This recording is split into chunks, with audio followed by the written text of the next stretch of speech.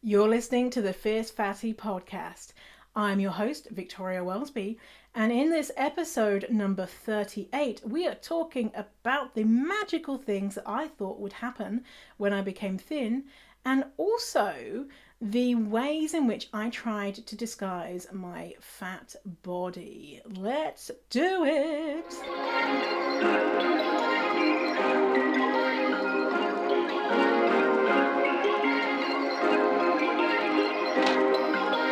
Perfect. You're listening to the Fierce Fatty podcast. I'm Victoria Wellesby, TEDx speaker, best-selling author, and fat activist. I have transformed my life from hating my body with desperately low self-esteem to being a courageous and confident fierce fatty who loves every inch of this jelly. Society teaches us living in a fat body is bad, but what if we spent less time, money, and energy on the pursuit of thinness and instead focused on the things that actually matter, like if pineapple on pizza should be outlawed, or if the mullet was the greatest haircut of the 20th century. So, how do you stop negative beliefs about your fat body controlling your life? It's the Fierce Fatty podcast. Let's begin.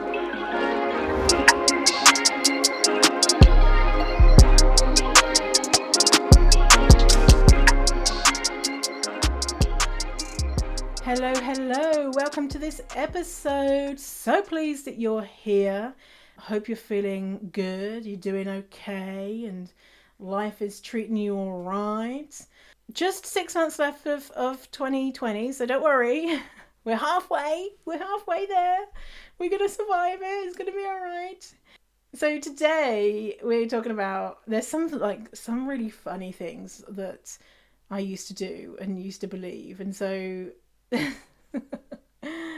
there's some funny things in this episode, and I wonder if you're going to relate to any of them.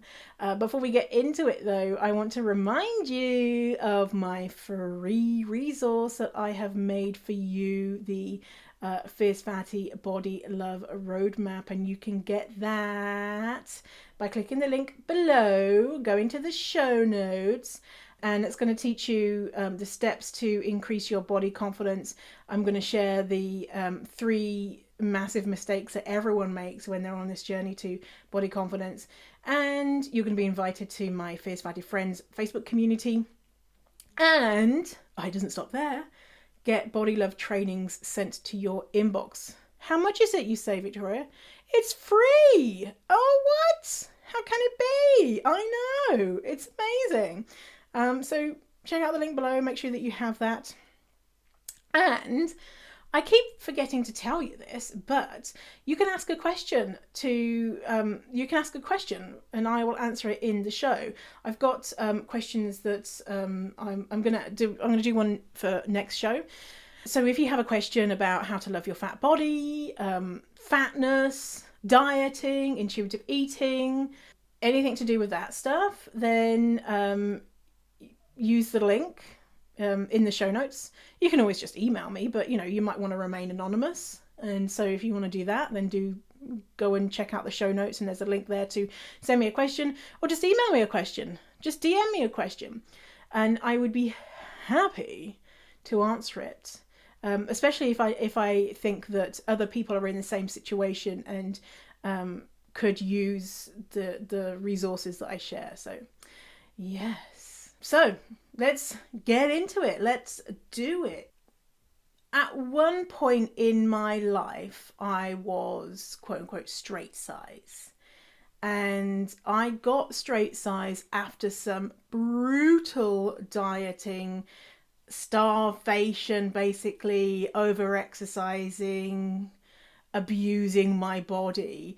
And I lost weight and became what I would now say is thin, but I didn't feel thin at the time, right? I know a lot of straight-sized people don't identify with that word of thin because you're never really small enough to be thin, according to society, right? So anyway, I was straight-sized, and before I lost weight, I presumed that when I became small, all of this super cool stuff was going to happen in my life. And some of it now I look back and I'm like, that is so funny. Like, did you think that? And other things, I'm like, oh, Victoria, oh, I understand. I feel for you, um, and it's not my fault that I believed in this magical thinking, because diet companies, and society as a whole hates fat bodies and makes it seem like having a thinner body or smaller body is going to get you these super cool things. So I'm going to list them out for you, and I'm curious if any of these resonate with you, if you've had these same feelings. Um, so the first thing was around men. Like, I thought, Brad Pitt was going to suddenly contact me and find my email address and be like, baby, I've been waiting all this time for you to lose weight and now I'm in love with you. Obviously, not actually Brad Pitt, but men basically would be like, oh my God, fall at my feet. It'd be like a movie scene, like I'd be walking down the street and men would be so distracted by my thinness that they'd walk into a lamp post and I'd be like, oh, just another day, it's thin me, just men falling over themselves to be near me, obviously. um, I thought that I would become richer, like money would rain from the skies, right? I'd get an immediate pay rise. And if this is actually true, thin people do get paid more than fat people. It's true, but I thought it'd be like this really pretty quick thing. Like, my bosses would be like, wow, she's really worked hard to lose weight. We can see what a hard worker she is, and we should give her a pay rise. And I remember I was working in a call center at the time, and every, like, we'd have meetings and we'd share like what was going on with our work and stuff. And I would always share how much I weighed. It's so weird. Now I'm like, why the fuck would I do that? But then, I thought, it was me becoming a better person, and everyone would always be like, oh, great job. But if if I, like, current Victoria was in that meeting and someone was like, I weigh this much today and I've lost this much weight this week, I'd be like, shut the fuck up. No one got, I don't care about how much you weigh, like, chill. Anyway, I also thought that I would become super confident. Now, at that time when I was working in a call center, I was so shy. I could barely talk to people on the phone. I would do everything I could to not have to talk to another human being. I I was just so different from what I was today. And so I thought that having less fat on my body would mean that my brain would change and I'd be like, I've arrived. Now I'm confident. Um, I thought that my boyfriend, I had been dating a guy for a while, he would be like, oh my God, you are now this incredible version of Victoria, and I'm in love with you even more. And you're so sexy. And I presumed that he would, like, I don't know, have pictures of me in his wallet and show his colleagues at work. And, he'd be so proud of this, trophy girlfriend who was so thin. In reality, actually, he was disappointed because he was like, "Oh, your tits have got smaller," which is problematic in itself. But he wasn't that interested, really. Um, I thought that when I would go to clothing stores, that I'd be like, "Hey, everybody, look at me! I'm wearing a size, whatever its size I was wearing. Like, oh my God, like I'm so proud of this size." But in reality, I wasn't proud of the size that I was. I was more proud than when I was fatter, but I was still like, well, I could be thinner. It was never enough. I could be thinner. My friend that I'm shopping with is a size smaller than me, and if I was her size, then I would be happy. I thought that people would treat me in wonderful and fabulous ways, especially men. Like, it was a lot to do with my desirability with men. They'd see me and they'd be like, rush to open the door for me, and they'd just be like obsessed with me. And and my life in general, I thought it would become like this, magical, running through fields of flowers and rainbows and sunshine all the time, and I would be happy and my life would be just better because I had less adipose tissue on my body. Like, I thought my brain chemistry would change, and any mental health issues that I was dealing with would just dissolve away because now I'm thin, because thin people don't have problems, right? Wrong. I also thought that I would become healthy, and I would just be, I'd be an athlete. Like, I would love eating only salad, and I would have no interest in quote unquote unhealthy food. And I'd probably be in the Olympics, probably. At least I'd be, like some champion marathon runner. Not that I'd ever run a marathon before, but that's what happens when you're a thin person, right? I thought that my family would love me more, and my mum would be so proud of me, and like, I would become the golden child.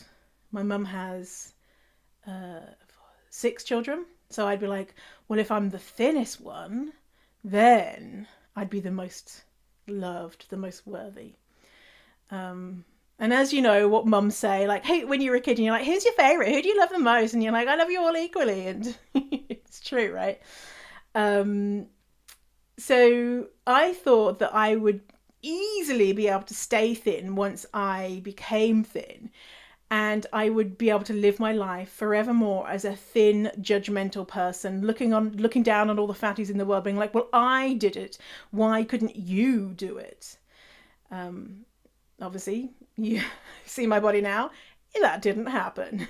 And I was oh my God, I was such a knob when I was losing weight. I was like, this is so easy. Just like, don't eat anything ever and then you'll become thin. Why doesn't everyone do this? Like, I was such a dick.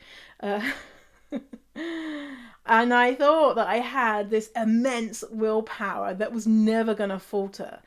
And all the other people who didn't lose weight were just making excuses, and they were disgusting, and I could do it, why can't they do it? Another thing is, I thought that all of a sudden I would become uber fashionable and wearing styles that just came off the runway. Even though before I hadn't been uber fashionable. I just thought, thin people are fashionable, so it's going to be part of who I am now. I'm just going to be so fashionable. I'm probably going to be, on runway shows and, in the front row and, there with my sunglasses, making notes, being like, oh yes, I like that style and blah, blah, blah, just because I was thin. No, that didn't happen, no. I thought my friendships would become better. I thought that my job would suck less. Basically, I thought that it would solve all problems in life and make me extremely happy, extremely desirable to the opposite sex, and never sad again. Because how can you be sad if you have a thin body? Because isn't that what life is about? Right? Isn't that what life is about, having a thin body? Well, guess what? That stuff didn't happen. None of that shit happened. I never got a call from Brad Pitt. Like, what the fuck? Hello? And at the time it would have been Brad Pitt, because this is like, I don't know, 10, 12 years ago. Now it'd be like, I don't know, Channing Tatum or Will Smith or something. I'm still waiting. Like, what the hell? The truth is that becoming straight-sized, what it gave me was extreme disordered eating habits and patterns terrible self-esteem. I was fixated on my body in a way that I hadn't previously been. Like before, I hated my body, but I'd be constantly, you know, body checking and just thinking about food all the time, thinking about calories. Um, I was so boring to be around. I actually lost friendships because all I talked about was food and judging others for what food they were eating. And so if my friend was, I remember being at lunch with my colleagues and one colleague having this packet of crisps and me saying, well, that packet of crisps has 17 calories more than this packet of crisps, so you should have eaten this packet of crisps. And she was just like, well, I like these crisps. And I just remember being like, why the fuck would you want to eat a different version of a packet of crisps which has 17 more calories? Like, what's wrong with you? And, you know, she's probably just thinking, leave me the fuck alone to eat my crisps. Like, chill. Oh my god, if I was around me at that time, I would have been like, 17 more calories, bitch. Oh, it tastes delicious. And never had lunch with me ever again. I also, because I remember I had a boyfriend at the time, I also forced him to go on the diet with me. Um, so my boyfriend he wasn't fat, he was straight sized. But, you know, I wanted him to support me in this journey. And uh, and he lost loads of weight, and I was like, he got like a certificate and shit, and I was like super jealous, and everyone was like, oh, he's so cool and handsome and stuff, and I'd be like, fuck you. And yeah, so he obviously ended up putting weight back on too, because diets don't work. I was actually less successful in my career because I was so focused on becoming thin, so focused on becoming thin, so obsessed with it and with food and everything that had to do with dieting, that I could not be as good at my job as I could have been. Not only because of that, but also when you're dieting, your brain is so distracted. Like your brain is like, please, for the love of God, I'm starving, feed me, please. And you're trying to go about your normal day, and so it's no wonder you're constantly thinking about food and when you're allowed to eat and what you're allowed to eat and all that type of stuff. So you can't function as a normal human being because you are literally starving. I didn't love myself. I didn't think that I was quote unquote like straight size or average size or whatever. I still thought I was too fat. I was still like, well, I'm still quite chubby. I remember saying to my boyfriend, sitting in the pub with my boyfriend, and saying to him, like, who's thinner out of me and a friend of mine? And he was like, oh, she's thinner. And I remember being like, oh God, it's like so devastating, and just constantly, comparing myself and thinking that I didn't measure up, and thinking that I needed to lose even more weight, and not feeling like I looked better in clothes. I still thought I looked bad. Of course, what I didn't realize at the time is that there were benefits I didn't realize about. And I had moved into a privileged group. So I'd moved from being a fat person into being a straight size person.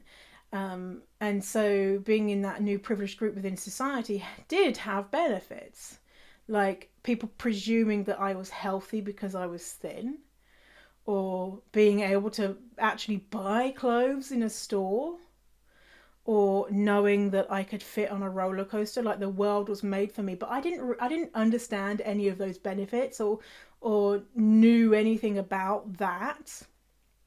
I didn't understand privilege at that time. Also, that dip into privilege was temporary, obviously, because diets don't work. At my thinnest, I was my most disordered. And when I got to this thin state, this straight sized body state, I was really unwell, really mentally unwell. And I don't know about I don't know about my physical health at that time. But I remember about my mental health. Like I was the one, so I did Weight Watchers, and I was the one at Weight Watchers that weighed people. And I would see this constant struggle, because I'd be like, "Oh, you've lost weight, you've put on weight, you stayed the same or whatever," and them saying like, "I don't understand, I didn't eat anything," or "I'm so ashamed," or "Oh, I'm so happy, I'm a good person now," and everything changing about their day because they had lost weight or didn't lose weight, and it's kind of saying what I don't understand why this is happening or not happening. And when, like with Weight Watchers, I was like, okay, so this is temporary, right?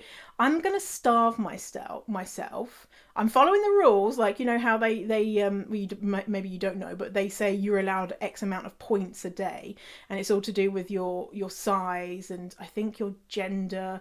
Anyway, it's like how much calories you're allowed in a day. And I thought, oh, this is temporary. I can do this temporarily. It doesn't matter how long it takes. I'm going to follow the rules. I'm going to do everything perfectly. I had like all the accessories, like a points calculator, like this is before you had smartphones, right?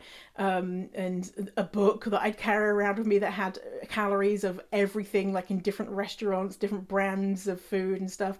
Like I did it according to what Weight Watchers told me to. And so I thought, okay, this is temporary, right? I'm going to become thin, and then I'll be allowed to eat food again.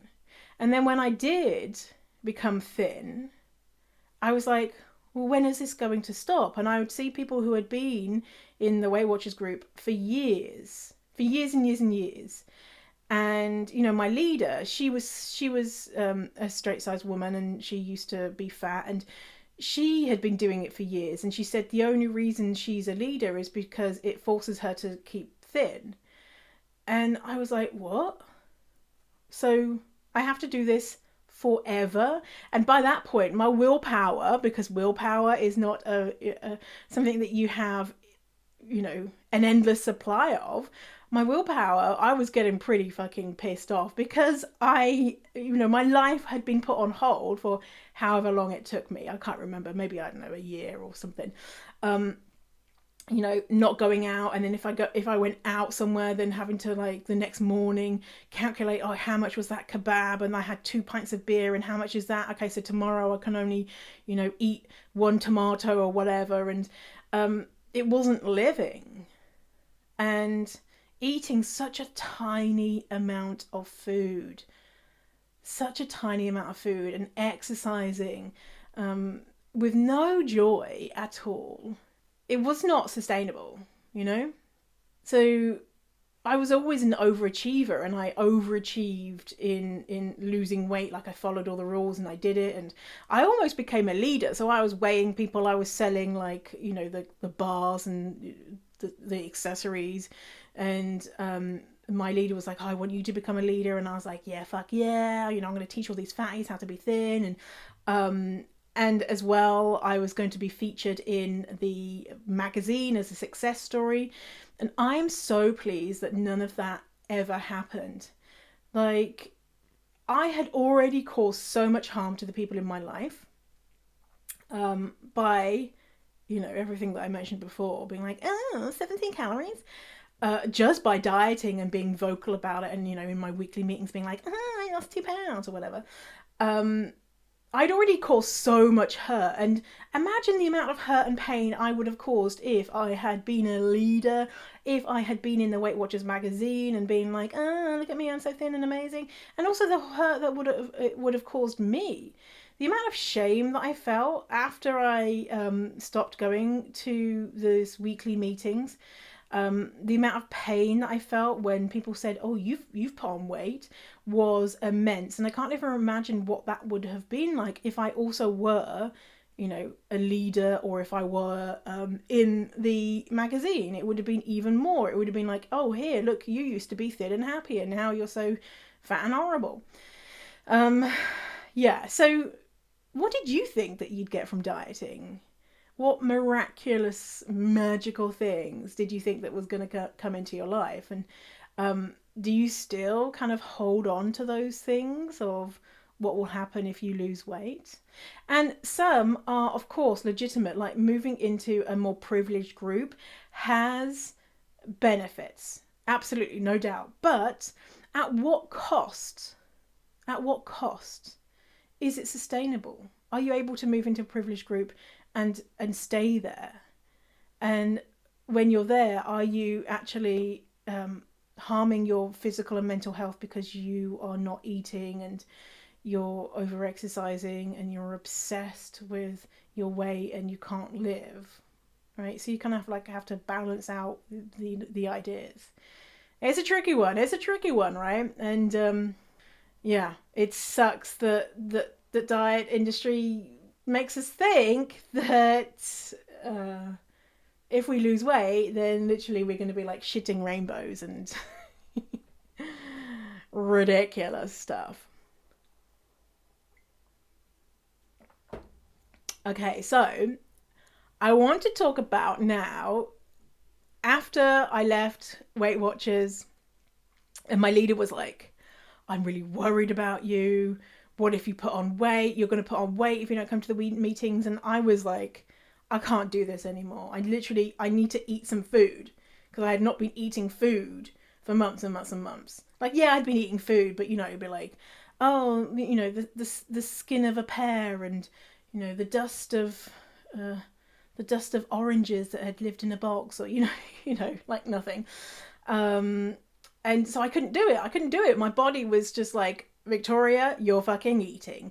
And, just see what happens. So I stopped, and obviously I put on weight because my body was like, thank God, we need to keep this weight because we don't know what you're going to do. Are you going to start to starve again? Like, what's going on? And so then I had to move into my old habits of disguising my fatness and disguising my body. Now, I know a lot of people do this. A lot of fat people and straight size people do this to try and disguise their body. And some of the things, like remembering and looking back of some of the ways I used to disguise my body, I'm like, oh my God, that's so fucking funny. But obviously it's like very painful, the reason why. But I want to share some of these things with you and see if you did any of these things. Some of these things are so fucking weird that you're like, no, I have never done that. But some you might relate with. So,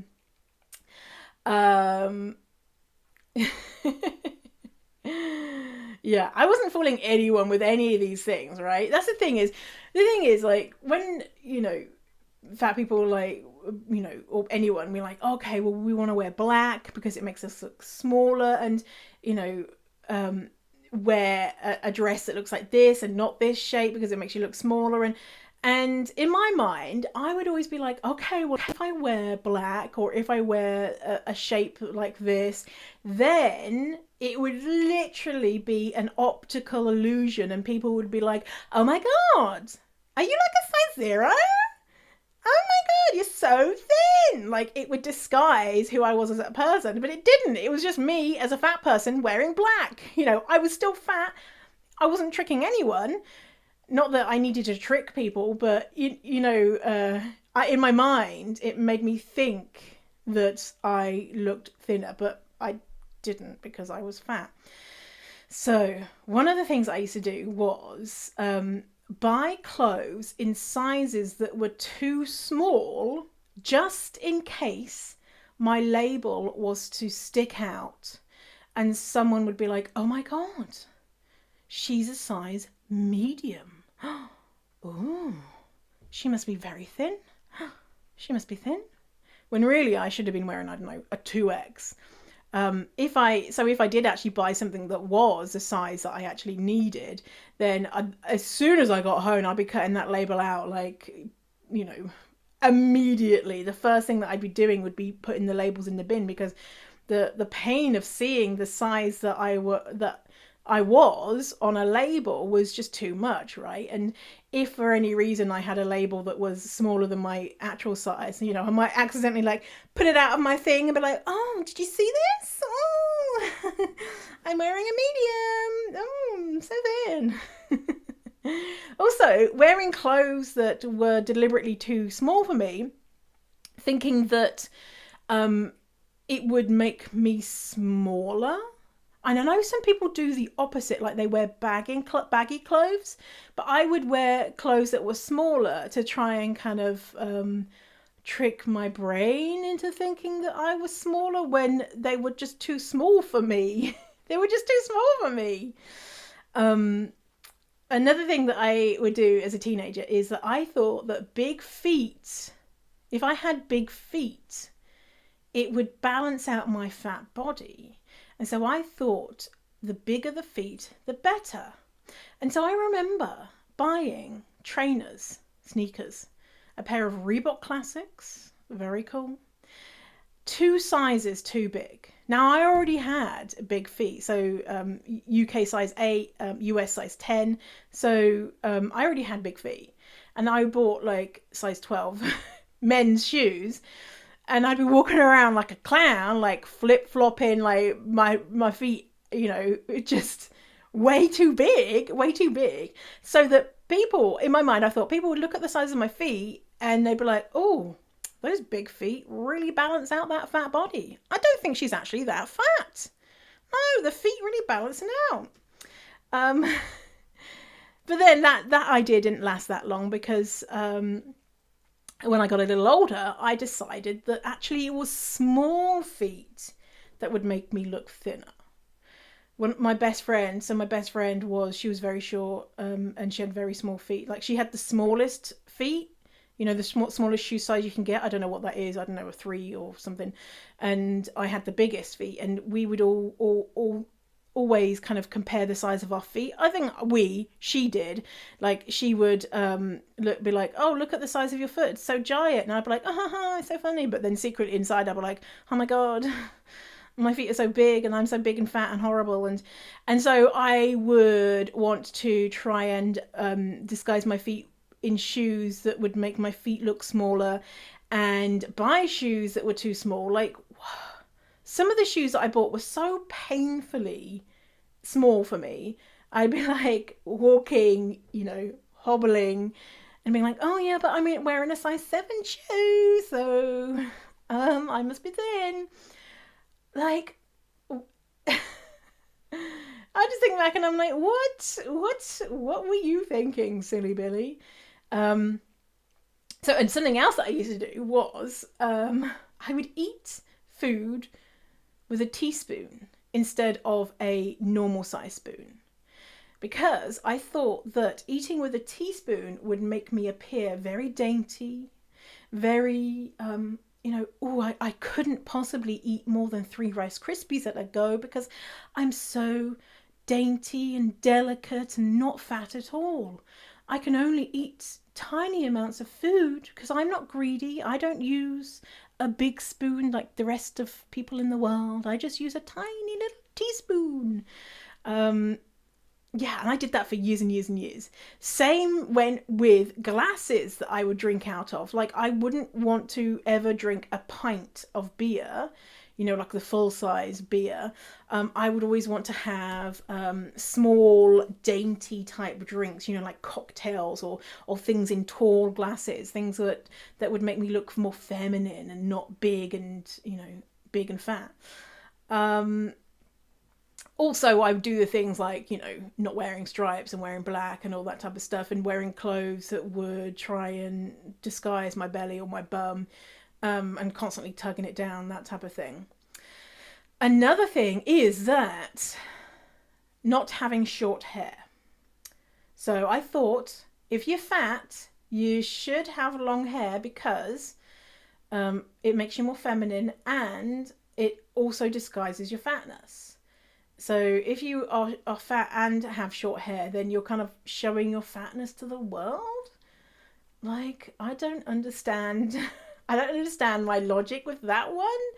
I understand like the feminine thing, but of course, you can have short hair and be feminine. But I thought, this is a thing, right, in the fat community, is that fat people have to be ultra feminine to get the same kind of feminine status as a thin person who is not ultra feminine, because then a lot of times fatness is not seen as feminine, but then sometimes it's hypersexualized, so it's complicated, right? Yeah, so I would never have my hair the shortness that I have it right now, because that would just be like, I'd think, oh my god, what, everyone would notice I'm fat if I have short hair.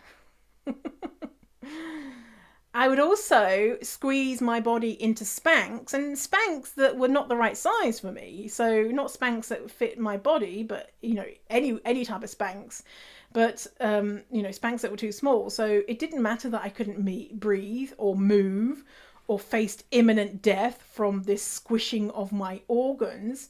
I was like, well, I've successfully tricked people into thinking that I was really thin, right? So people thinking, oh, she's so thin, she's wearing Spanx. And Spanx is a difficult one, right? Because a lot of times people like it because it smooths out their bodies, but it's basically something which is trying to make your body look not like what it is. So yeah.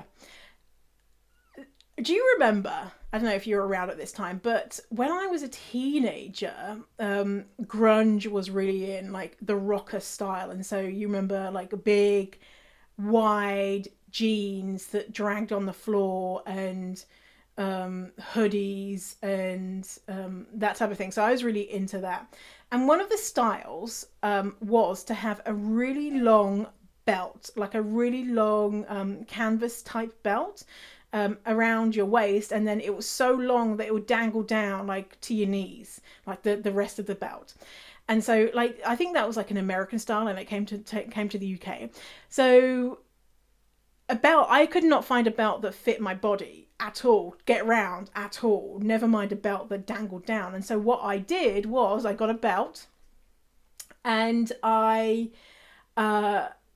put it just through 2 loops in my belt, in my jeans, and then had the whole thing dangling down. And so that people would be like, oh, she's so thin, she can wrap that belt around her and it's dangling down so long. And I'd have my big jumper over it. And so there's no way anyone would ever see that it's actually only in like 2 belt loops. And I'd be like, yeah, man, this belt is so around my body and it's hanging down. And yeah.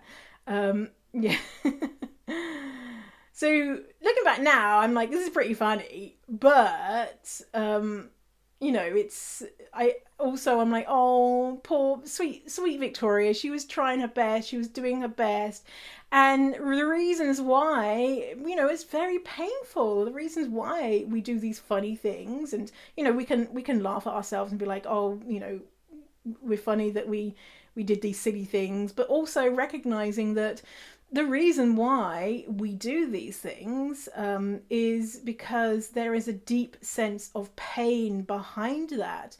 And the idea of having to accept that you do have a fat body, in my mind, having to accept that I had a fat body meant having to accept that my life was never going to start. My life was over. I had a life sentence of misery. And so, of course, I was going to try and disguise the fact that I was fat to try and fit in, because then if I fit in, then I would have the chance of getting a boyfriend or getting a job or, having a fairy tale life. But if I was fat, I believed that that could not happen. And, I can think of many times of me trying to fit in, which, that weren't funny, that were just sad. Like, I remember in school, being about 14 years old, there were these things called nappy nights. So nappy is a British word for diaper, in case you're not British. And so nightclubs in the city, in the town, would open their doors to children.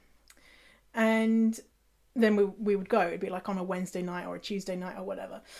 And I remember I had these new friends. So I'd gotten into this new group of friends who were cooler than my current group of friends. I'm like immediately ditched my old friends because some cooler people paid a tiny bit of interest in me, and I'm like, oh, they're fucking losers, even though they'd been my friends for years. Like, oh dear, Victoria. Anyway, and so I was hanging out with these new friends. So there was 4 of us, 3 new friends, and they were all thin. And so the night of, so we went to school, and then we went to town to go shopping because I needed to buy an outfit for that evening. Now, they all had their outfits, and so they were going to go shopping with me, and they were like, let's go to this store, let's go to this store, let's go to this store. And all the stores they were suggesting were stores that didn't carry my size. And there was no way in a million years that I was going to say, nothing in this store fits me, because it was a mortifying. There's no way I could have said that. And so we'd be going into the store, and they'd be like, do you like this? Do you like this? And I'd be like, oh, I don't know. Not really my style. Trying to deflect it. And they were getting frustrated with me. And so, they'd be like, try this, try this. And so then I'd go into the changing room and stand in the changing room, just, waiting a few minutes, because there's no point of me even trying these clothes on, because there were many sizes too small. And standing there, for a suitable amount of time, and then coming out being like, oh no, didn't really like any of them. And they were getting really pissed off with me. And, I think, the time were going on, and we were getting close where we had to go. And eventually there were this pair of pedal pushers in this one store that had some elastic in them. The waist wasn't elastic, but the legs were. And so I said, oh, this one, this will do. I went and tried it on, and the waist, because it wasn't elastic, like cut me in half. And, my belly was hanging out over the thing. And I just thought, at least I'm going to have something. So I bought these pedal pushers, and it looked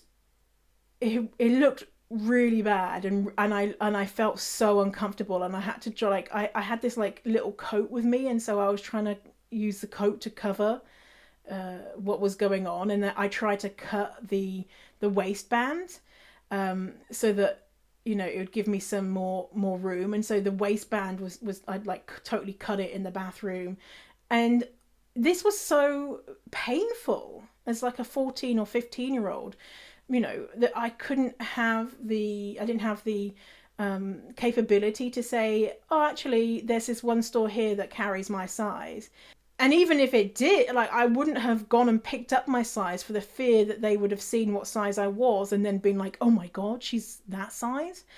To the point where I had to then go to this nappy night with all boys that I fancied, being so uncomfortable and wearing something that was it looked weird, because it was literally having a rope tied around my waist as tight as possible, and then because the waistband was just absolutely cutting into me.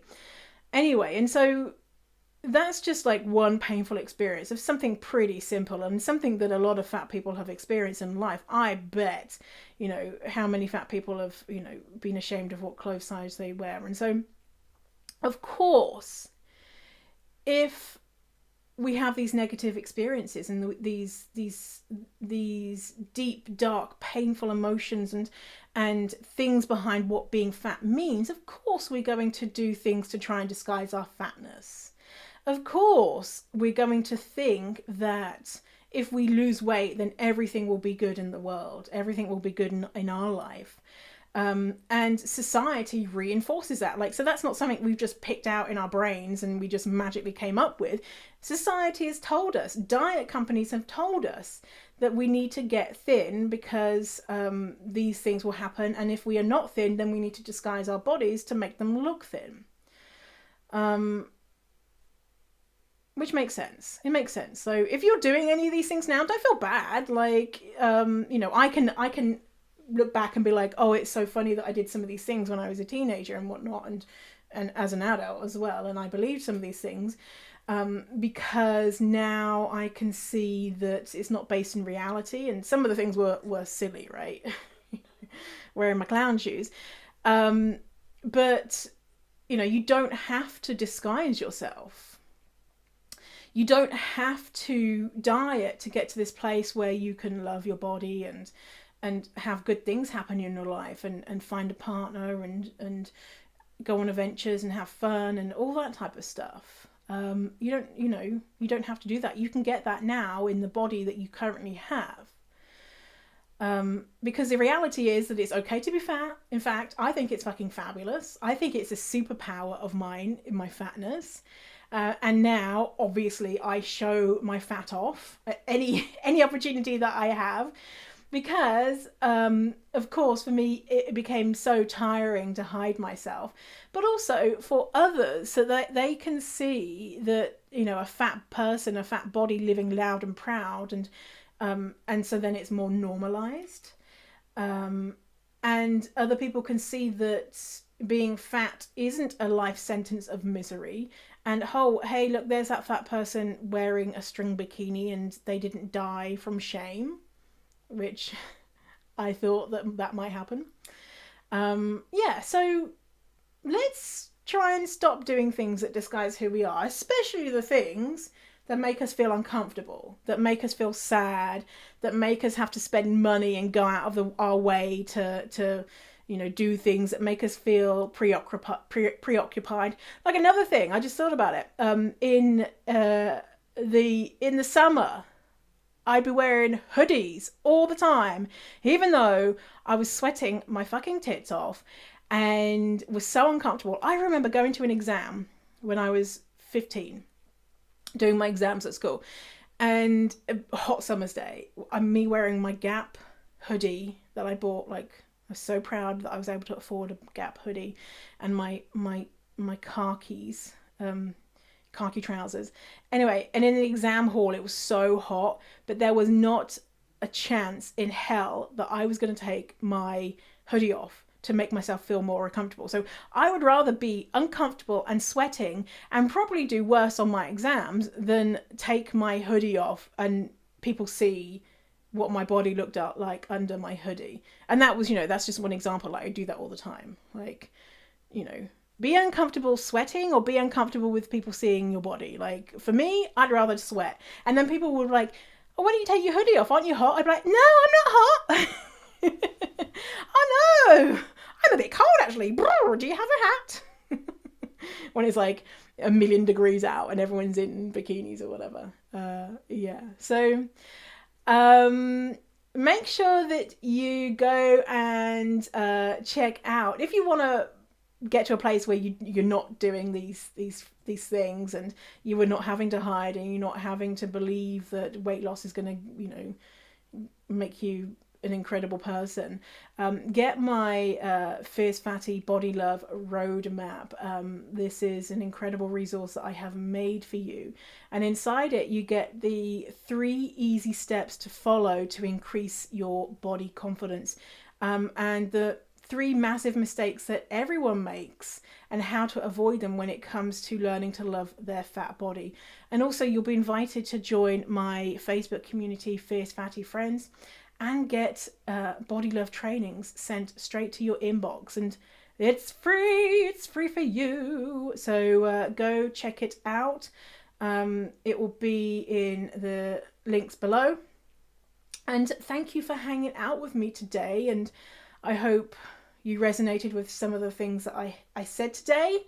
And yeah, tell me some of the things that you've done or some of the things that you've believed. I'd love to hear it. And the weirder, the better. Anything super weird, then yeah, I really want to hear that. So yeah, so tell me. And thanks for hanging out with me today. You're incredible. I really appreciate you sticking around and being here, and I hope you have an amazing day. So I'm going to say, see you later, crocodile, in a while, alligator. Okay, bye.